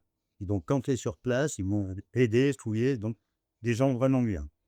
Voilà, ça, c'est le dernier qui a été fusillé. Moi, il y avait quand même le coup de grâce. Alors, dans sa poche, on a trouvé un porte-clés avec le peigne, et dans le porte-monnaie, il y a un paillard slip. Une ongelée de Modane, si vous ne croyez pas, des gens pourraient lui rendre sa souplette. Et alors, je travaillais en liaison avec le service des sépultures allemandes en France, hein, ça existe. Il y a des cimetières de regroupement, il y en a un à Dagneux dans l'un et l'autre, je Pézien, en Alsace, par là-bas. Et donc, ils sont venus. On avait une journée, Parce qu'eux, ils viennent, normalement, ils font ça à la pioche, ils ramassent les os et tout. Nous, on a fouillé, comme vous avez vu, pratiquement comme en archéologie, c'est-à-dire sortir tous les os sans les déplacer, de façon que le lendemain, avec sa petite boîte, eh ben, chaque squelette est isolé, quoi. Il n'y a pas les mélanges aussi. Malheureusement, aucune plaque du long petit chrétien. Il y avait peut-être un qui avait une plaque, mais on n'a pas retrouvé le. Il lui manquait le haut du corps et la tête. Et on savait que dans cette troupe, il y avait 5 soldats qui étaient des Mongols et un sous-officier qui était allemand. Donc c'est probablement lui. Il y avait quelqu'un qui était passé avant nous parce que ça s'était su il y a une vingtaine d'années. Il y avait pas mal d'amateurs militaria qui se grassouillaient par eux. Voilà, ils sont partis là-haut. Ça, c'est en suivant une tranchée. C'est là que je me suis fâché avec un bon copain détectorisme. J'avais l'autorisation de suivre l'irrigation qui vient du haut de Bessop de Lancevillard et qui descend au village. Et j'arrive un jour et je trouve un gars de là-haut avec le détecteur, c'est du méchant. Donc je le vire, je lui dis gentiment, si mes chefs montent, tu vas être embêté. Depuis, il me fait la gueule, mais 5 minutes après, on trouve ça, une bague en or de 13 grammes, romaine. Je pense que si c'est lui qui l'avait trouvée, je ne l'aurais jamais vu. Et là, il va falloir qu'on la rende. Déjà, il va falloir que j'arrive à la récupérer au service régional de l'archéologie parce que la loi était encore pas passée à cette époque-là, c'est-à-dire que c'était trouvé appartient au propriétaire du terrain.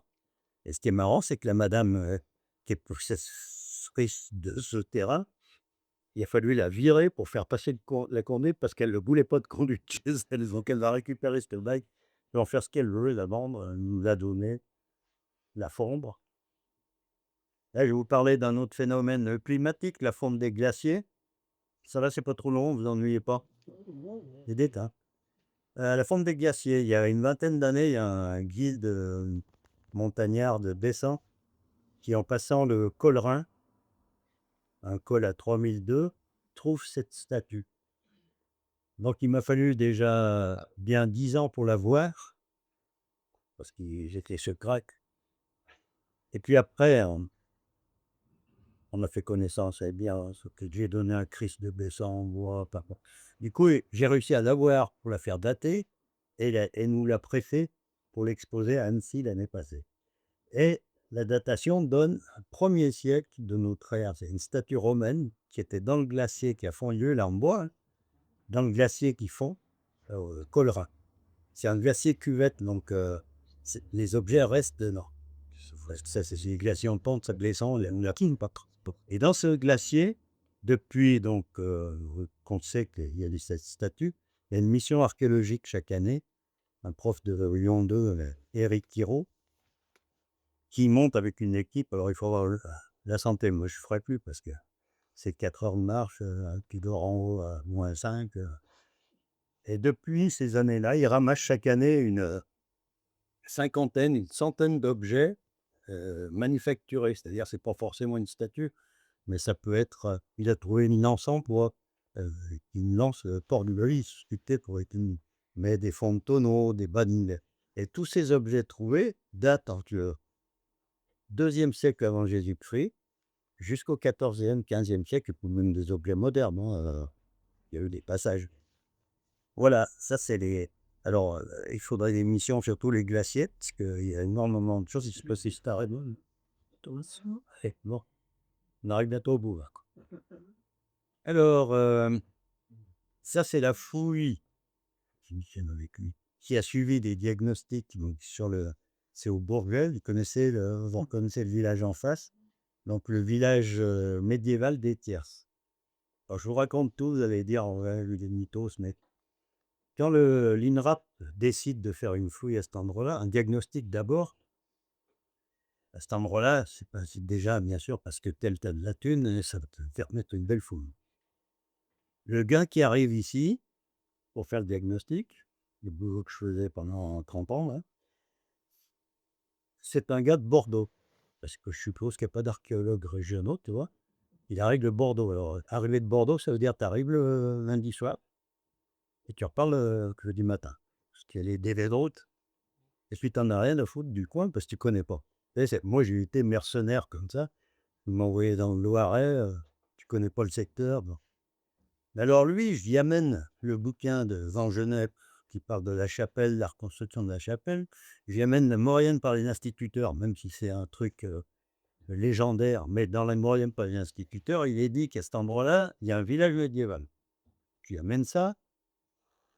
Je passe sur le terrain un jour, un matin, je vois la tranchée avec tous les murs, des tas de pierres avec de la chaux. Je repasse l'après-midi, tout bouché. Je lui ai dit, mais tu l'as vu le village là? Oh non, non, c'est des clapiers, c'est sans intérêt. Bon, le problème principal, c'est que un diagnostic, ça sert à évaluer la fouille qui va suivre, c'est-à-dire le fruit qu'il va falloir mettre dedans. Heureusement, il a trouvé un peu plus bas un petit site de l'âge du bronze, donc il y a eu quand même fouille. Mais l'appel d'offres, parce que l'archéologie, les diagnostics, c'était encore un monopole d'État, mais les fouilles sont privatisées. C'est-à-dire que tu peux avoir quand un appel d'offres, une société privée, Oxford, Archéodouson Suisse, des sociétés privées peuvent postuler. Donc là, c'est une petite société du Vercors qui s'appelle Paléotime qui remporte le marché. Elle remporte un marché qui est faussé parce qu'il lui manque tout le village médiéval dans ça. C'est-à-dire que quand ils attaquent la fouille, ils commencent à décaper à la pêche. Ils avaient 2 mois de fouille pour fouiller normalement un petit site de l'âge du bronze. Ils attaquent à la pelle et ils commencent à tomber sur des murs. Et alors la fouille de murs, fouiller la préhistoire, c'est facile. Tu décapes, c'est une tache de couleur, donc tu peux décaper très vite et avoir des taches de couleur, c'est des trous de coteaux, c'est des silos, facile. Un mur, c'est tu tapes dans le mur, tu dois passer dessus, tu dois décaper, et après il faut tout faire à la main. Donc, eux, c'était pas prévu dans leur devis, qu'ils ont perdu 1 mois là-dessus. Au bout d'1 mois, la chef qu'ils avaient appelée, elle a quand même daigné monter, elle a dit: «Ah, vous n'avez pas le droit de toucher à ça, vous ne touchez plus». Donc ils ont fouillé le reste, ils ont perdu 1 mois, ils ont fouillé le site de l'âge du bronze qu'à moitié et le site de l'âge médiéval, il a fallu fouiller après. Alors c'était quand même un site médiéval vachement important, vous avez vu les murs de... Très ans. Pour vous donner une idée des caves, il y a des caves avec 3-4 mètres d'épaisseur. Hein. Une calade comme ça devant l'entrée de la grange, des plaques de cheminée. Ça avait été enseveli par un éboulement. Non. On ne sait pas la cause. Alors, moi j'ai une hypothèse, mais je peux me planter hein, aussi. Je suis pas... C'est, bon déjà, un truc intéressant, c'est que c'est sur un passage quand on sort de Modane, par les Tuffes, qui est en dessous de la Normale, il y a un chemin ancien qui arrive à ce village. Le lieu-dit, dans la toponymie populaire, c'est Jérusalem. La chapelle, c'est Saint-Jacques. Ça, c'est le grand chemin de l'époque, avant que ce qui est le chemin du Petit Bonheur, maintenant, où le national 1006 et le départemental 1006 soit créé au XIVe ou XVe siècle, c'était le passage principal. Ils passaient dans ce village, ils descendaient ensuite, ils passaient l'Arc, et ils allaient passer au collet des Seyons, qui permettait d'accéder à la Haute-Maurienne. C'était le seul endroit qui était passable à l'époque. Donc je pense que ce village avait un gros intérêt sur les chemins de pèlerinage ou sur la circulation. Et à partir du XIVe ou XVe siècle, quand ils font la route, qui est plus directe pour aller à Bramant, il perd son intérêt. Il est totalement abandonné parce qu'on ne retrouve plus rien. Sur la map Sarde, il existe déjà tout le village. La chapelle existe, mais ils les appellent le village. Et alors, ce qui est curieux, c'est qu'ils ont trouvé pratiquement rien comme matériel à l'intérieur de ce village. Quelques tessons de poterie, j'ai jamais vu ça. Quand on fouille des ruines de maisons, c'est toujours rempli de poterie cassée et tout. Ils ont quand même pas emmené. Je sais que les Norianais ont une mauvaise éducation, il ne me reste pas encore de tessons. Voilà, donc c'était une partie du village, vous voyez, il domine l'arc qui vient passer. Voilà, des caves. Alors ça, ça c'est le Rocher des Amoureux. Donc pareil, là c'est un coup de peau. Je savais qu'en 1974, quand ils avaient fait le rond-point du Rocher des Amoureux, il était passé à l'époque, il y avait une belle couche noire. Et j'avais demandé à l'entreprise, ils me dit non, non, on n'a rien vu. Puis 2-3 jours après, ou une semaine après, dans le Dauphiné libéré, ça avait donné le matériel à l'abbé Prieur. Je me souviens une tombe avec un torque, une cubique, je sais pas quoi. Donc là, aux Rochers-Amoureux, le maire prévoit de faire un parking. Alors c'était une idée à la con, heureusement que c'est pas fait, parce qu'il faisait un parking à gauche de la route en montant, puis après il mettait une passerelle. Alors tout ça pour mettre en valeur le Rochers-Amoureux, il construisait une passerelle qui passait devant le Rochers-Amoureux quand il montait le modal. Il n'y avait qu'à passerelle. Bon, il voulait baisser la terre à cet endroit-là pour faire son parking à plat. Et la jeune fille la mère avait fouillé avec moi dans les années 80, il s'occupe de l'urbanisme de la commune, elle me téléphone, elle me dit: «Ah René, on veut faire un truc là-bas, et est-ce qu'il faut faire quelque chose?» Je dis: «T'inquiète, je fais le dossier», de prévenu la direction des antiquités, enfin le service régional de l'archéologie, ça s'appelle maintenant. Et on a fait un dossier et on a fait un diagnostic. Donc le diagnostic, comme je vous l'ai expliqué, on fait des tranchées. Et là, dans ces tranchées, on est tombé sur des combles, je sais pas, on ne voit pas bien parce que ça, c'est une tombe avec plein de matériel, mais je vous vais montrer en plus gros. Voilà, ça, c'est un crâne écrasé par la dalle qu'il avait sur la couverture. Et il a un torque autour du cou. Et un torque, c'est ça. Donc ça date du 4e, 5e siècle avant Jésus-Christ. Donc chaque tombe, on a fouillé 5 tombes, je crois. J'avais été embauché pour passer le détecteur sur les déblaides qui sortent. Parce que même en fouillant finement, il y avait des... Voilà, c'est des passants de ceinture, les mêmes que vous avez vu à tout à l'heure sur Rosol. Avec le 8, c'est bien, ça veut dire qu'on a déjà 2 sites où il y a le même matériel. Et il y a une autre tombe où on a le même matériel que l'Ancévillard avec les Quirini. Donc là, on a fouillé 5 tombes. Voilà, une figure, un bracelet. J'ai dit après. Et donc, c'est un site super intéressant, mais qu'on ne pourra pas le fouiller complètement parce que c'est pas à cause de l'archéologie que le parking ne se fera pas, c'est à cause de l'écologie, parce qu'il y a des plantes très rares qui poussent sur salut et donc il ne faut pas creuser là. Voilà. Moi, ça m'arrange, ça garde jouer ce que là pour les générations futures. Et alors, en fouillant cette dôme, on n'a pas trouvé qu'il y avait pas les jeux de route. Moi, je ne sais pas grossir les trucs là. Tant voilà, Rochers-Amoureux, comme c'est un verru naturel, en 1706, 7, 8, là, les Français qui sont poursuivis par les Savoyards, un truc comme ça, là, ils ont construit à cet endroit-là un rempart. Enfin, ils ont fait un fossé, un rempart et des bastions. Et on est retombé dans la foule, dans le fossé qui protège, qui empêchait les Savoyards de revenir plus loin. Voilà. Et puis, ben, on continue, on a bientôt fini là. Ah si, il y en a encore. Donc ça, c'est pour vous montrer les nouvelles techniques que je maîtrise pas, c'est le lidar. C'est ces photographies aériennes qui éliminent, on peut éliminer la végétation en bas. Et ça, c'est ce qu'on appelle la redoute de Napoléon, redoute des Autrichiens. Après, si vous allez sur place, ça met de la butte. Vous connaissez, sur la nationale, il y a le barrage de Pramont, hein, descendu et du Toron. Sur place, vous voyez des murailles et vous n'arrivez pas à identifier la forme. Donc ça a été construit au XVIIe, je pense. Je sais qu'en 92, les Savoyards, les Français ont des canons là-haut. On voit très bien la forme. Et si on pouvait étudier toute la Savoie comme ça, mais bon, ça c'est un gars de l'ONF qui l'a passé confidentiellement parce que l'ONF il donne pas. Mais il y a plein de sites qu'on voit apparaître, hein, c'est-à-dire en Amazonie, ouais. Ça, allez, je vous parle détectoris. Ça, c'est un Italien, sympa d'ailleurs, 30 si je même qui détecte. Et alors, lui, c'est le militaria qui intéresse les bons, le machin comme ça. Et il avait une belle photo du Mont-Cenis avec un poste de DCA allemand. Alors, il va là-haut pour trouver des machins de guerre. Et il trouve ça. Il tombe là-dessus. Mais alors, il le fait hyper bien. Il le fout bien à plat. Il le sort sans le casser. Il met les repères GPS. Impeccable.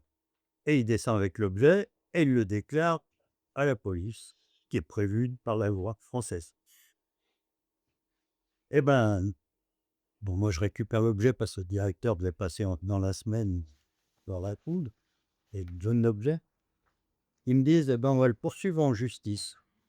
Oh, on n'en pas là. Je leur ai dit: «Il y a un mec sur 1 000 000 qui déclare quelque chose qu'il a trouvé et je vais l'emmerder lui, mais on ne saura plus jamais rien». Pas de quoi. Ils ont quand même envoyé une lettre de rappel à la loi, bon déjà qu'il est italien et qu'il est en France, bon. Bah, le mec là, je vois plus, hein. Oui, évidemment. Il craint pas de me dire, «Tiens, j'ai trouvé un truc», hein, c'est fini. La honte. Et là, je vous montre une découverte j'ai découvert par la littérature ça. J'ai un copain de Martel, que vous avez vu en train de fouiller tout à l'heure. Pour me faire plaisir, il mange ce bouquin là-haut. Je sais plus ce qui est marqué plus d'ailleurs. Aussi. Ouais, c'est un bouquin italien, pistola. Spada de bronzo coperta nella Moriana. Un objet qui était inconnu par les Mauriennais. Et donc, j'ai lu le bouquin, j'ai cherché. Et l'objet, on savait qu'il était à l'Armurerie royale à Turin. Et en cherchant, donc en lisant le truc, je vois que c'est un entrepreneur qui s'appelait Mosca, de Saint-Michel, qui avait découvert ça sur le territoire du Kil. Donc je suis monté étudier les registres des conseils municipaux. Je me suis dit, s'il est caravère, il a une autorisation. Et donc j'ai eu du croc parce qu'il y avait un autre entrepreneur qui lui creusait partout. Donc le Mosca, il avait qu'un seul endroit où il avait fouillé, où il avait extrait des cailloux. C'était à Saint-Martin-de-la-Porte. C'est un indivis entre le Til, Beaune et Saint-Martin. Vous savez, les falaises où il y a de l'escalade là. Et donc, probablement, cette épée, elle provient de là-bas. Alors, c'est une épée de l'âge du bronze final. Alors, ce qui est intéressant, j'ai découvert dans la thèse, j'ai passé le document à un gars qui faisait sa thèse justement sur les épées de l'âge du bronze, alors qu'ils connaissent pas le fer, censés ne pas connaître le fer. Sur le pommeau, là au-dessus, la décoration est faite avec des fils de fer, le marqueterie de fer, si on pense. Voilà, c'est un bel objet. J'ai été le voir à Turin, d'ailleurs. Le palais royal. Ouais, l'armurerie royale, c'est entre les royaumes, soit. Je suis ça, bon, je vous le dis quand même en passant, les gravures rupestres, il y en a des milliers en Savoie, vous en avez aussi à fond couverte quelque part. Je pense on voit des cupules, des gravures, des cromlechs, Christian le sait mieux que moi. Voilà, ça c'est au soir, donc des scènes de chasse ou de bestioles, des champs, le carré avec des coins dedans, il paraît que c'est des... Ça c'est pas si c'est daté. Pardon, c'est daté des choses là. Certaines sont datées, ouais. Il y a ou âge du fer ou âge du bronze. Les chiens étaient à cœur fourbé, c'était difficile, la typhélodie. Ça, c'est plus droit. Il y a une tête de chat, il y a un lutte, il y a un pan, enfin, pas de chat, c'est un lutte, un pan de chat mouton, peut-être. Et le gars qui le perd avec ton métier. Oui. Je suis pas un spécialiste des typologies, des gradients. Moi, j'ai seulement, dans les années 80, pour la première fois, découvert une datation pour une pierre à cupule. Ces pierres à cupule, pour dater quelque chose en archéologie, il y a deux solutions. Soit ça représente un objet qu'on peut identifier, poignard, une hache ou un truc. Et là, on a une datation en fonction de la typologie. Et l'autre façon de dater un objet, c'est la stratigraphie, c'est-à-dire la succession des couches qui recouvrent cet objet. Et donc, à Ossois, le grand chantier dont vous avez vaguement parlé, d'un gros village de la Gironde où j'avais trouvé le lingot en bronze, il y avait une pierre à cupule qui était recouverte par une couche qui datait de 900 avant Jésus-Christ. Donc, on sait que ce trochet cupule existait avant. Après, j'ai fouillé à Thonon-Geneuvray, le contournement de Thonon. Et là, on avait des tombes qui dataient de 4005 avant Jésus-Christ, des tombes chamblandes. Et il y avait une des tombes, son couvercle était faite avec une roche à cupule cassée. Donc ça veut dire qu'elle avait été cassée pour être utilisée comme couverture d'une tombe. Donc les cupules sont des trucs vachement anciens. Maintenant, vous dire à quoi ça sert. Allez écouter la conférence de M. Panitier au musée de la gravure rupestre à Ossois, hors victorien annuel, mais bon, ce sera du pipeau. Non, parce que la dernière, le jour j'ai écouté, il dit c'était pour faire du pain. On mettait de la pâte et tout. Mais alors, que ça soit du sacrifice ou du pain, ça nécessite des sortes de tubes farine, qu'il y ait beaucoup de cadavres à plus fort. Il y en a partout, des rochers cubiques, on en trouve de tous les côtés. Oui. Bon, quoi d'autre? Ouais, c'est plus youpi. Bravo. Très bien. Maintenant, alors,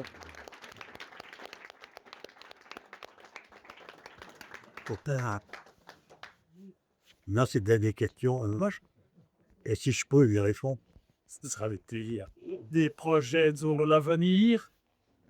Mon avenir est bref, tu sais. Pas que l'autre, les archéologies de Maurienne. Oui, ce que je voulais dire, c'est, ouais, il y a des nouveaux archéologues qui sont mes copains et que j'ai promenés ici, à qui j'ai montré plein de sites et qui commencent à s'intéresser beaucoup à Maurienne, donc ils laissent rien passer. Et ils essayent de. Il y a déjà tout l'inventaire des gravures rupestres, c'est de l'archéologie aussi, mais de ça bouge pas. Mais tout ce qui est sauvetage, ouais, on insiste pour que maintenant, il faut qu'ils créent d'autres zones de présomption de prescription archéologique. Au choix, c'est obligatoire. Le Durget sur Modane, ça sera obligatoire. Et le plus gros scandale que j'ai vu, on va compte faire des amis, mais c'est la place de la cathédrale à Saint-Jean-de-Maurienne. Tu avais l'occasion ils auraient donné 100 mètres carrés près du clocher. Avec ça, tu pouvais connaître l'histoire de Saint-Jean-de-Maurienne rapidement. Ouais. Là, depuis des années, ils font du mitaille de la place. Chaque fois qu'ils font une tranchée, c'est pas drôle, c'est juste une tranchée. Mais au bout de 500 tranchées, il n'y a plus de site. Ouais. Là, la spécialiste de Lyon, de Lyon, elle est montée. Ouais, ils ont commencé à sortir des squelettes. Bon, c'était pas forcément des squelettes, c'était des squelettes en 18e, 19e. Bon, c'est quand même de l'archéologie, ils vont le considérer comme ça. Mais elle est montée, en une journée, elle était capable de faire la fouille, quoi.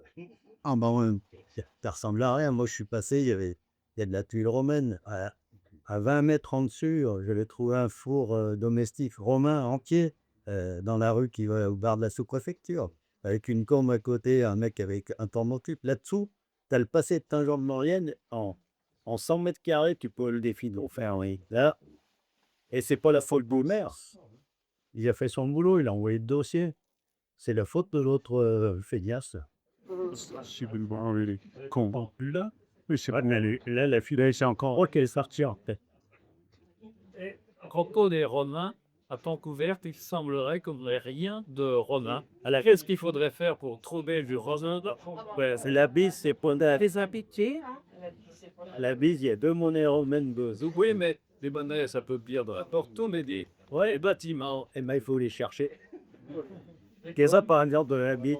J'ai vu en printemps hier une maison de pissement de personnes qui arrivent. Ici, je regarde l'intérieur des sarrêts. Je vois, il y avait rien sur le il n'y avait pas de poste de charbon, ni de Ça, Et j'ai pas les yeux pour voir.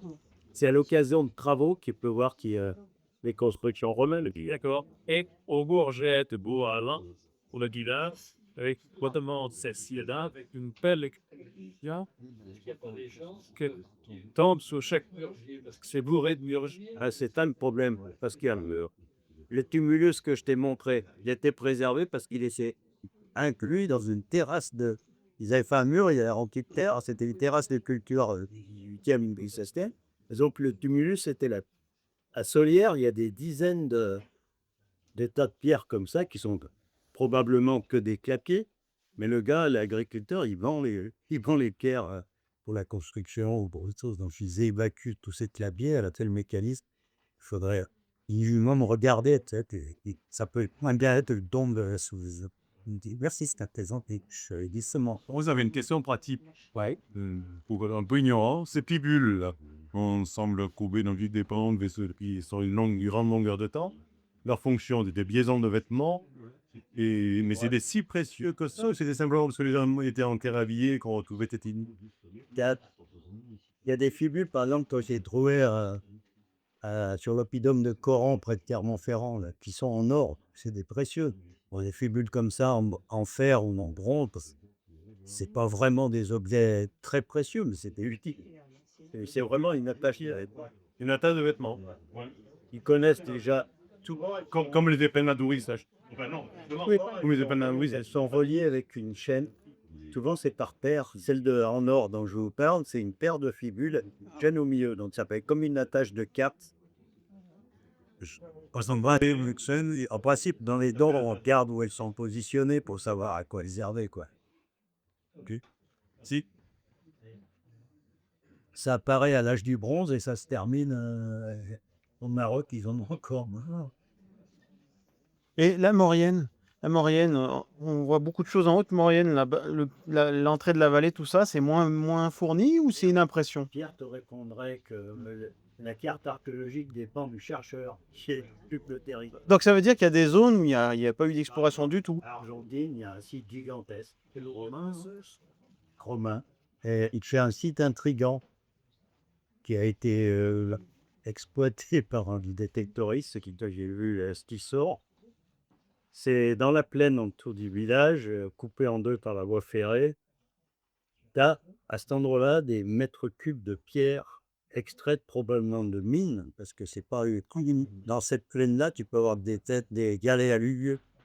Et là, c'est des blocs de pierre, probablement du morterin qui gagnait. Mais dans ce truc-là, c'est sorti des monnaies de Marseille, des monnaies romaines, des monnaies médiévales, des chibiles.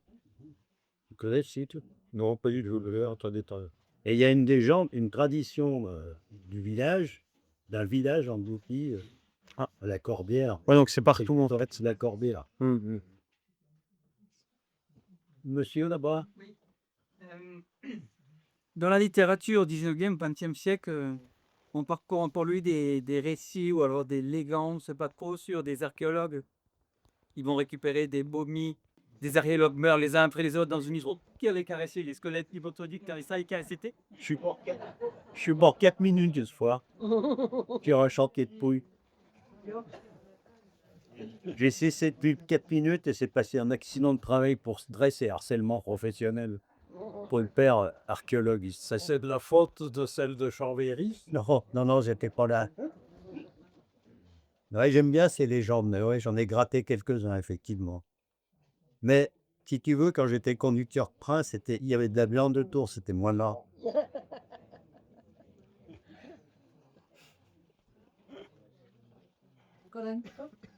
Ça va, ça va.